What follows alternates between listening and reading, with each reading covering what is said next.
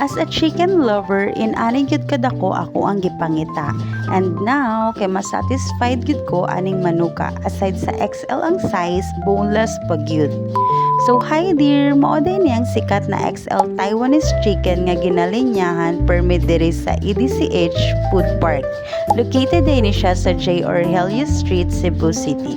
So grabe kadako gyud ang ilahang XL Taiwanese chicken for only 119 pesos.